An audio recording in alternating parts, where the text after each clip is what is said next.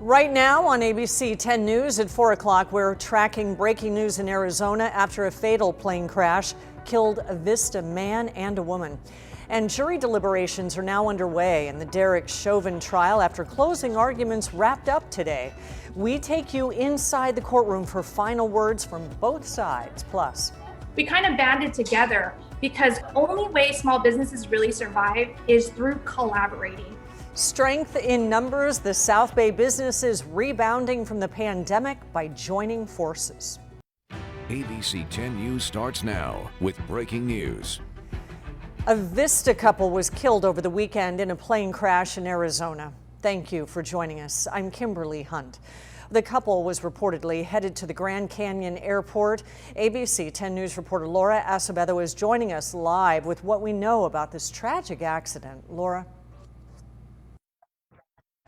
And Kimberly, the search started yesterday at around 6 in the evening after a report of an overdue aircraft originally from Vista. A family then reported that the couple had not shown up for work as they were originally scheduled for on Sunday. Now, this is a picture of the plane released by the Coconino Sheriff's Office in Arizona. The Sheriff's Office has identified the couple as 37-year-old Timothy Michael Gill and 38-year-old Jolani Roseanne Kamalu from Vista. The plane departed from the Sedona Airport and was headed to the Grand Canyon Airport.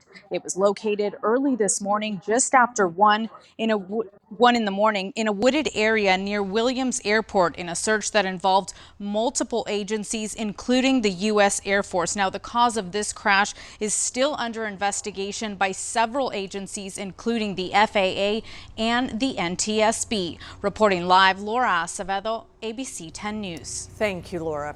The Metropolitan Transit System and District Security have agreed to a $5.5 million settlement and system-wide changes following the death of Angel Hernandez. Hernandez died back in 2019.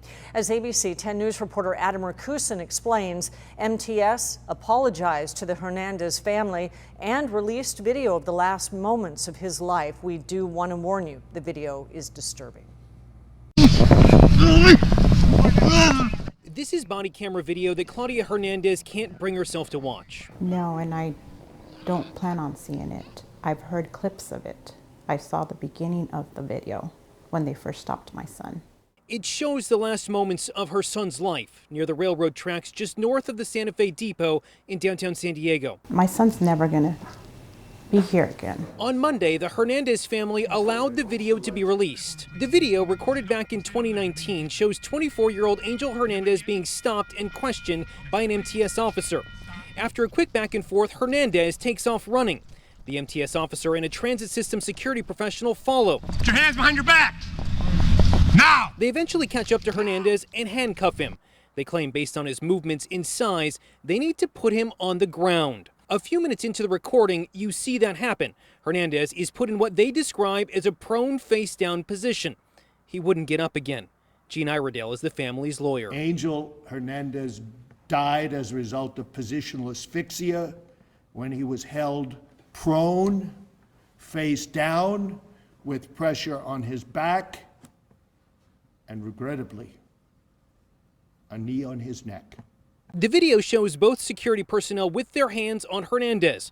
You can see one of them has a knee pressing down on his back, another a knee on his neck. Stop! Please!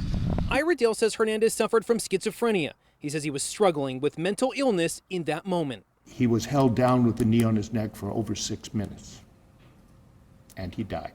On Monday, MTS and Transit System Security announced they'd agreed to pay $5.5 million to the family of Angel Hernandez.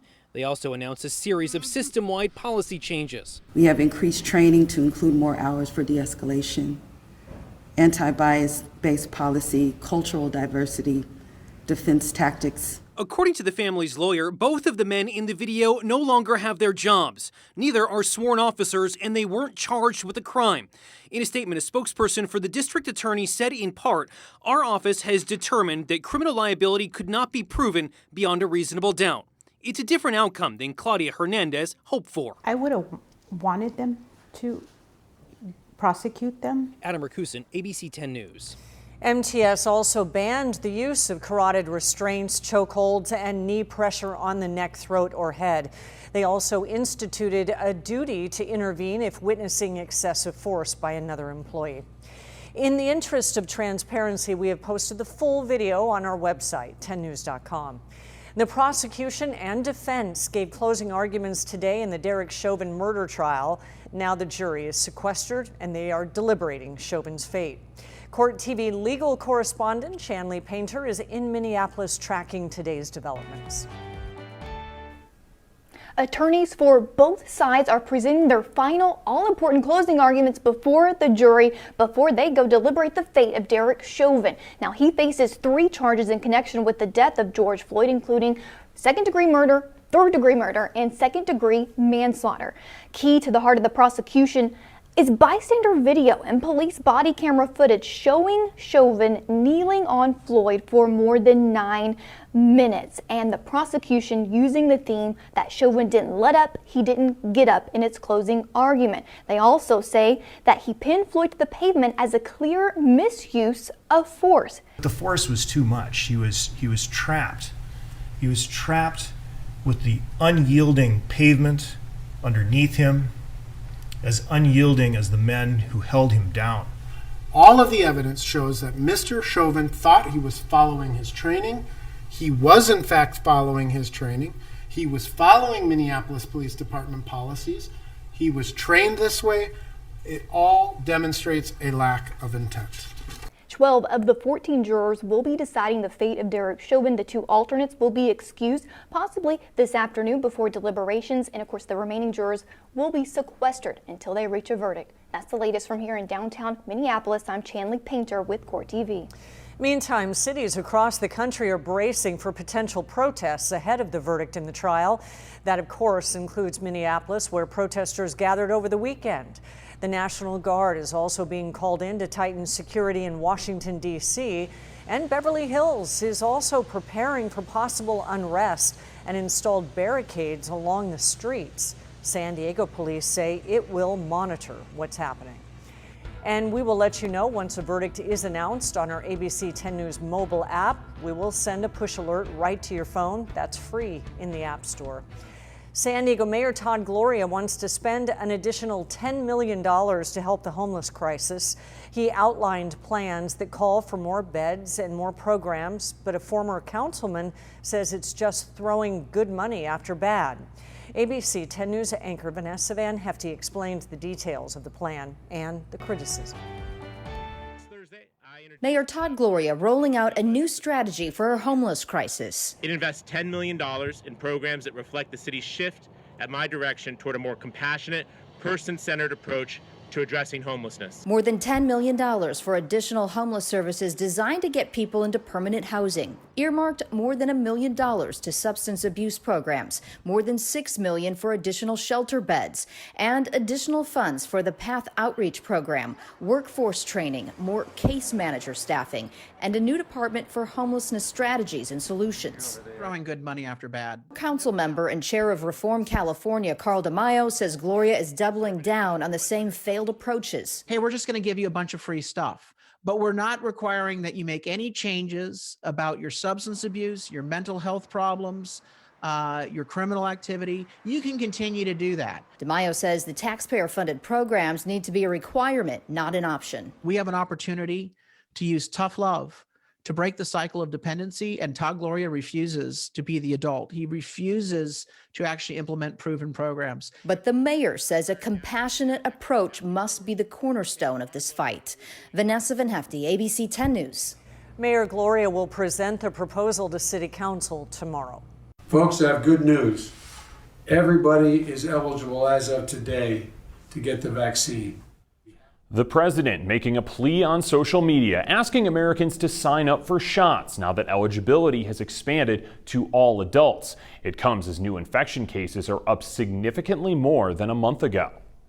The message that we need to get is this vaccine is having impact where it's used, and the people that are being vaccinated are not dying. So far, half of U.S. adults have had at least one shot. 2/3 of American seniors are fully vaccinated. Some reported breakthrough cases may discourage some on the fence about getting vaccinated, but doctors say that's still rare. Of course, if you're terribly frail and ill, such as many people in nursing homes and people who already are immunocompromised, their immune systems won't be as capable of responding to the vaccine. They'll have lower degrees of effectiveness. Younger adults are a key population to start getting the shots to help slow the spread of variants. Younger adults now make up a greater number of new hospitalized patients. This virus can strike even a normal, healthy, totally wonderful young person and put them into an intensive care unit. So for their own protection, they should be vaccinated, but they can also be vectors of infection. They can be transmitters. There's concern that vaccine demand may be dropping. Monmouth University found 21% of Americans claim they will never get the vaccine if they can avoid it. The reasons vary from freedom to distrust. This is a public health issue. It's not a civil liberties issue. Having that conversation in a way that doesn't make them feel judged or ashamed by having like any kind of concerns or hesitations, and that allows them to at least feel a bit more comfortable with it. Today, the Biden administration announced a coronavirus response boost for underserved and vulnerable populations. $150 million from the American Rescue Plan will be allocated to community-based healthcare providers. These will be facilities that accept walk-in appointments and don't require insurance. The money aims to help with vaccination efforts, COVID-19 education, and improving computer systems that track COVID data. Providers will need to apply for funding.